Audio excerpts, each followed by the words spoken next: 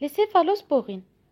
Les céphalosporines sont des médicaments classe mais les bêta-lactamines. Ils font partie des bêta-lactamines. Ils sont des bêta-lactamines. Les céphalosporines. Adna 5 classes, adna première génération, deuxième, troisième, quatrième et cinquième génération. Donc, la première génération, adna des formes injectables, adna des formes à utilisation orale. Donc, pour l'injectable, adna instable, les huma céphalotine, gaïb d'obséfa. Céphalotine, cépacétrine, céfapyrine, adna injectable stable, métaboliquement, les huma céphalourdine, céphazoline, adna les céphalosporines à utilisation orale, le céphalexine, céphradine et céphadroxyl. Les céphalosporines sont détruites par les céphalosporinases. Les céphalosporinases enzymes. Enzymes, c'est la bactérie باش تكون résistante. Donc la bactérie résistante, elle produit la céphalosporinase. La céphalosporinase elle détruit le médicament. Les céphalosporines première génération. Le spectre d'activité, le médicament il est actif dans les infections à staphylocoque, méti-sensible, méticilline sensible, le staphylocoque, les infections à streptocoque, sauf un antirocoque il est actif sur les l'hémophilus influenzae et certains bacilles, des infections à bacilles gram négatifs. Vrai, c'est chouïa. Parce que l'activité de céphalosporin de première génération est limitée sur les grammes négatifs. Il possède une bonne activité sur les souches à grammes positifs. Les positifs, les coccitanés, il agit sur les cocci, comme staphylocoque, streptocoque, l'hémophilus influenzae. L'activité sur les bacilles à grammes négatifs, elle est limitée. Première génération. Il est actif surtout il a une bonne activité pour les grammes positifs. Ou les BGN chouïa. Il est inactif sur le pseudomonas. Pseudomonas ou Acinetobacter. Il est inactif le première génération. Donc, on a les céphalosporines pour deuxième génération. La deuxième génération, on a le céphamandol, le céfuroxime. Mais il y a cépha. Cépha, parce qu'on a les céphalosporines. Donc, il y a cépha. Les médicaments de la deuxième génération, spectre d'activité, ils sont actifs sur les staph, Streptococcus pneumoniae. L'hémophilus BGN est inactif sur les Pseudomonas aeruginosa et certains dérivés actifs sur le Bacteroides fragilis. Qu'un des dérivés qui est actif sur le Bacteroides fragilis. Muhimoma, il est inactif sur Pseudomonas. Donc là, il est actif sur les BGN. Deuxième génération. Maintenant, je vois de troisième génération. Les médicaments de troisième génération ont un usage hospitalier, sauf le cefixime.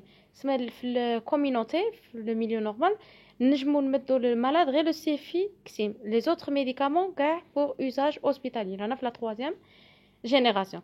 On a le cefotaxime, cefopérazone, ceftriaxone, etc.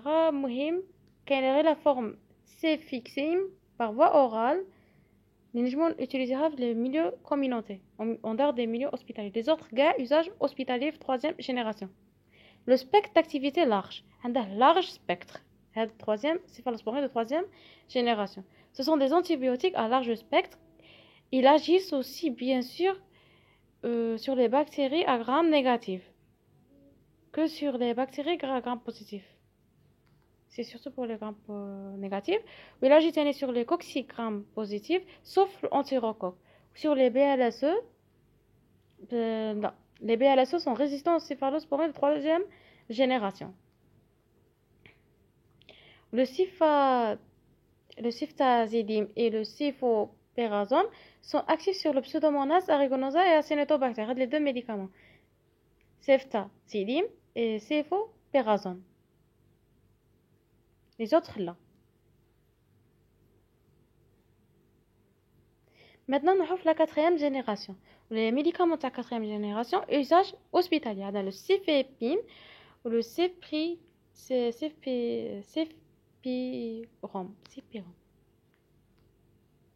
Les médicaments sont actifs sur le pseudomonas, les entérobactéries et les coccigrammes négatifs.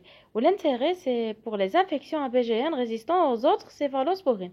Donc, les infections qui résistent les autres céphalosporines, donc, les céphalosporines à quatrième génération. Ce sont des bactéries qui produisent les céphalosporines à haut niveau. C'est la quatrième génération. Maintenant, pour la cinquième génération. La cinquième génération, c'est une nouvelle génération. Le médicament ceftobiprole. Il est retiré du marché. Le spectre, il agit sur les coccygram positifs, coccygram négatifs, il est sur les BGN. Il est inactif sur les bactéries, Acinetobacter. Ou des nouvelles associations, c'est les céphalosporines et inhibiteurs de bêta-lactamase. C'est le céphalosporine plus un inhibiteur de bêta-lactamase.